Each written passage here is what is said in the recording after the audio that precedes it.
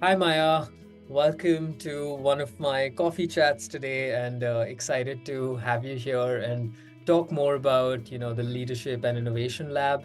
And I guess to begin with, would love for everyone who's going to watch this to learn a little bit about you and how you came about starting the organization as well. Absolutely. Nice to meet you too, Abhinav. Thank you for having me as a guest. Very excited to be here. Hi to everyone who's watching this coffee chat. My name is Maya. Nice to meet you all. I'm the founder and director of the Leadership and Innovation Lab, which is a very exciting thing that I've started because I've seen, and I've been in the education industry for a very long time now, and I've seen a lot of students who really want to do something real, something that they've created themselves, that they've kind of grown themselves. I'm sure you've heard different variations of names for this: signature project, passion project, your own little venture, whatever you want to call it. It boils down to the same thing: making something of your own and growing it. All right. I think that that's it's a very exciting thing to do, and in my opinion, it's one of those things that can teach you far more than you would imagine. And Abhinav here can probably testify to that as well. Launching into an entrepreneurial endeavor is something that is deeply humbling and highly character forming. So in the Leadership and Innovation Lab, what we really do is we like to say we support projects of any type to any scale in any field. So we really play a supporting role here for our students. They're the ones who are in the driver's seat. They're the ones who decide what they want to do, and then they tell us, and then we help make that happen. I guess I'll illustrate with an example. That's usually the best way to explain things. We have a student, I'm going to call him Kelly. Not a real name, obviously. Kelly in our lab is interested in environmental science and English. So a very obvious next question would be, well, how do I do something that can combine both of these interests? So you can see that this is a student-directed interest area. So the ultimate project that we've helped brainstorm and then build eventually with Kelly is a climate fiction writing contest. So Kelly actually runs, it's in its third year now, an annual climate fiction writing contest where he gathers together everybody else who cares both about writing and environmental science to write about various, fiction works in this field. He's gathered a panel of judges, he gives out prizes. It's a very structured, very systematic and well done competition in its third year. So that is an example of the kind of projects and things that we go for in the Leadership Innovation Lab. Now we have all sorts. We have ranging from for-profit to non-profit. We have as small as school clubs or even personal Latin learning journey blogs. That's fine. To things that are way more larger in scale, international, spanning. I just spoke to a student this morning, spanning 3 countries, I want to say 3 continents, 10 countries, and couple of something like 30 something states in the US. So obviously that's not all the projects, but to let you know that such scale can be done and does in fact exist. Back to the original point, which was, why am I doing this? Because very simply put, it's very exciting. It's really exciting to watch 16, 17-year-olds stretch themselves this much and see what they can achieve. Yeah. Amazing. Yeah, and those projects that you mentioned sound very exciting. I'm sure those students must be doing well wherever they are, whether they're in high school or at college. I'm sure they're poised for success if they manage to do that at that age. They are doing very well. I will not talk to you about at certain moments how sleep deprived they might be. So let's not talk about that. It's not an easy path. So to everyone listening to this, I don't think Abhinav or I are here to sugarcoat things for you. To do something like this is not easy. It does require a lot more effort and a lot more willpower than, let's say, the average. But I think that, as these students would tell you, it's a very rewarding process. Awesome. Sounds great. So, of course, I know that you have 2 programs that students can opt for. And I think there's a 9-week program, there's a 15-week program. So would love to understand, what's the difference between the two and what is it, what does the whole experience sort of entail? Yeah, good question. We have many different sorts. So we do have the 9-week and the 15-week. We also deliver it in a group format or in a one-to-one individual format. The objective and the content of the programs are the same. meaning that all of these objectives, whether it be group, individual, whatever format, the objective is, what is it that you want to do? Let us help you make it real. That objective is the same across the board. What is different is that we understand that people work differently. Some students enjoy a faster working pace. Some students want to kind of chill a little bit more, take it slow, or perhaps because of personal schedules, we have students who are involved in, say, competitive sports. And when it's the season, they probably can't put as much effort and energy into their passion project as they would like because they are swimming 6 times a week. So, based on your personal commitments, based on your working style, based on the amount of instructor mentorship and guidance that you would like, some students would rather be told, here are the steps, and then they do it themselves. Some students like to be accompanied on those steps. So based on what your style is, that's why the programs are different. However, rest assured that the outcome and the objectives are exactly the same. Makes sense. That's super useful. And that's actually good that you're able to provide that flexibility to students as well. Well, I think we have to, isn't it? We can't really just assume that everyone goes at the same pace. And that's actually one of the things that is nice about kind of the education work that Abhinav, you and I do, is that I think that compared to, say, mainstream public education, we have more flexibility and ability to tailor to every child. That is perhaps less possible in a classroom setting. Right. Absolutely. And it's just got me thinking about, you mentioned like a couple of projects that your students have done and what the end result of the program was. So I would just love to know that, because sometimes for a student and even to a parent when they're looking at the program, they can often wonder that, is 9 weeks enough for my child to create something really groundbreaking? And you've mentioned that, look, it's going to come at the cost of a lot of hard work and perhaps even some sleepless nights and few hours of sleep, and that's the reality when you're trying to push and trying to create something.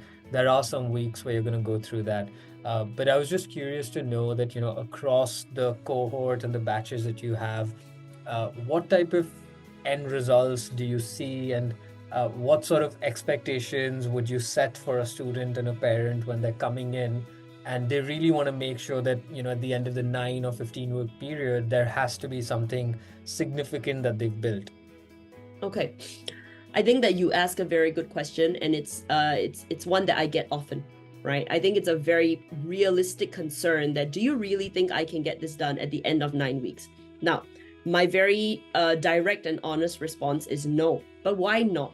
The reason is it's not meant to be over, right? What is the date today? We're somewhere in June, which is a little bit frightening, but we're somewhere in June. And even if your app season is this year, you are still 5 months away-ish from your ED deadline on 1st November. So at the very least, your project has to last until then. At the very least, it has to last until next February when your own app season is over, if that is your main use case. And like I mentioned earlier, there are students who are not doing this for college admission. So why would there be an end date in that case? So this is something that I feel is a misconception, it's a misunderstanding. As compared to a lot of other things, like let's talk about academic mentorships, talk about research papers. A lot of high achieving students in this space are also doing their own research, are also gearing towards publication. That is a different ballgame, because a research paper and publication has a much more defined endpoint, as it should. However, an entrepreneurial endeavor does not. It's as though I ask you or you ask me, oh, okay, now that you founded the Leadership Innovation Lab, when does it end? So then in that context, it would be very obvious that, well, it wouldn't end, would it? So the same logic would apply as well to all of these student projects. I wish for my students that at the very least, it lasts until the end of their app season. If that happens to be 2 years away, then it has to last at least the next 2 years. Having answered that, the next step is, well, technically your project can expand indefinitely, right? As long as you keep finding new audiences, new markets, new ways to explore your venture, it should be able to expand indefinitely. That's something that I think that we have to educate students on, because they tend to be very used to having this kind of deadline completion concept. Yeah. We have to teach them about that. What we are able to guarantee, though, at the end of the 9-week or the 15-week is that we are able to guarantee that you would have received the kind of step-by-step mentorship to get your project up and running. Now, Makes sense. beyond those 9 weeks and 15 weeks, how do you expand? How do you grow from there? I think that that is something that we can explore together, but the framework will have been established. Makes Yeah. sense. And that's a great point you made that if you start an entrepreneurial journey, it's not like, where's the end date? There isn't one. So completely fair. And from what it sounds like, one student can be at a certain point in that journey and another student might be right at the start of their entrepreneurial journey, but at least some frameworks have been put in place for them Yes, to get absolutely. started. Absolutely. Absolutely. And you know what's interesting, Abhinav, is that I think that I'll use the example of research again because we mentioned it. Compared to research, we see a variation in students more in the entrepreneurial space than we see in research. I think just because in research the structured steps are much clearer, Right. whereas in the entrepreneurial space, even something as simple as finding partners, some students are more at ease with cold calling than others are. So just in terms of that, we Yeah. see quite a huge variation in the outcome of that entrepreneurial endeavor. Makes sense. And in fact, that brings me to my next question, which is, you know, who do you think would be a good fit for the program? Are there any types of characteristics, any traits that you see in your students who are able to succeed in the program? Okay, the short answer to this question is there are some traits that may make you more predisposed to entrepreneurship. However, there is only one eliminating quality. I'll start with the eliminating quality. Is that if you don't want to do this? Um, and that's a fair point. You know, it sounds Yeah, like a joke, absolutely. but there are students who come into the leadership and innovation lab, and then after they've gone through the program, they realize that actually I dislike this. I Mm. do not enjoy entrepreneurship. I don't want to start something, Yeah, and having that clarity about yourself and your likes and yeah, dislikes is good. Right? I think going into college with that clarity about yourself is wonderful. Any self awareness is mm, good. And you can only build from there. So yeah, that's the eliminating factor. Presuming that you actually want to do this, then I don't think that there's anything that is a no-no. Now, there are some qualities that are good and useful will help you. For instance, things like charisma, things like leadership quality, things like being comfortable talking to strangers. But if I only accepted students with those qualities, I wouldn't have many students at all, to be very honest. These are all things that we help students with. I don't think people naturally have charisma. Perhaps a very, very small percentage of people do, but charisma can be trained. So can things like cold calling. So can right. things like how do you navigate a situation? How do you troubleshoot? How do you decide what to do in a certain scenario? In our programs, we even get into the level of detail of role playing firing with our students. So I tell my students, pretend I'm one of your team members and I'm not pulling my weight. You need to get rid of me. Come, fire me. Try. So we walk through that conversation with students. How do you do something like that? So I'm not worried about all of these other things. They can be taught as long as a student is willing to do the thing itself. We can work with everything else. That's a great point again because you're absolutely right. I mean, sometimes we think, you're a gifted entrepreneur and these kind of statements float about, and you realize that there are certain things that you just have to train yourself for. And, for me, like personally, I've had uh, I used to hate cold calling, and I had a student job back in college. I used to work in the alumni office where you're Oh just calling dear. alumni Oh and calling. no. They're like, "Hey, can you Asking donate people a to hundred donate. dollars?" Yeah, it's Oh. and it's like, who are you? Like, and I'm like, I'm calling from the university. So it's, that got me used to it. But I used to every time I went in there, I would just dread calling that number because I was like, I just don't want to do this. And I felt that when I actually started work as well, because sometimes I would be at events and you're just constantly meeting strangers, talking to strangers. And Mm, it's an effort when you're trying to build a relationship constantly absolutely. with new people. It does take a lot out of you. And over the Absolutely. years, I've just sort of embraced that challenge. And, I would not say I'm 100% comfortable even now, but every No. day I'm meeting new families and it's like, well, this is just a part of it and you're just conditioned to doing it. So I think that's absolutely great for students to even hear that you don't have to have all the qualities that an No. entrepreneurial or business No. person needs. They No. some things just come No. along. Networking is really an acquired taste. Yeah, Like I feel like you would understand what I'm talking about. Networking, you really have to lean into it. You know, if you go in with dread, it will just be awful, yeah, awful. yeah. I think you have to learn to enjoy the experience, to enjoy just networking, meeting people, understanding what they like, what they want.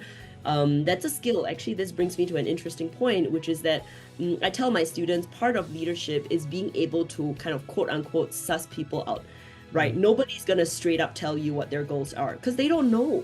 And so as a leader, it's you need to have that eye, that's your burden to bear, to see what makes people tick. So a very obvious next question is, well, how do I know? Well, that takes training, right? The more people you interact with, the more you try your hand at this, the more easy it will be for you to see, aha, I can see where your baseline is. I can see what your motivations are. yeah. No, that's super point. Awesome. So yeah, from my end, I think one last question, which is an interesting one. I'm gonna go, to the fee of the program, and Hmm. the reason I bring that up is because for a lot of parents, I know sometimes, they compare certain programs to summer schools in the US. And, one of the things I noticed is that the program fee is, I think, almost as much or just around the area ballpark figure of what a summer school in the US would be. And I know the parents I work with, they always ask this question, well, is this really worth it? Or why is the fee so high? So Hmm. before they even ask me these questions, it would be amazing if you can address this because I'm gonna have them watch this then. If I did not have a good answer to this question, I wouldn't be here today. So don't worry, I got this. All right. The first thing is, I think instead of thinking about what should I spend on for this summer, I would like to draw the viewpoint longer. All right. The real question is, do you want to spend 4 weeks at Harvard or do you want to spend 4 years at Harvard? Isn't that the real question? So are you trying to blow this same amount of money on, say, a 4 week residential summer program at Harvard, at which point you're done?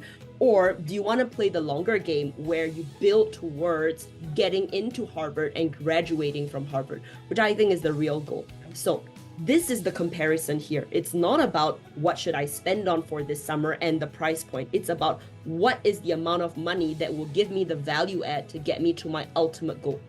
So I think that is the better frame of mind to start with.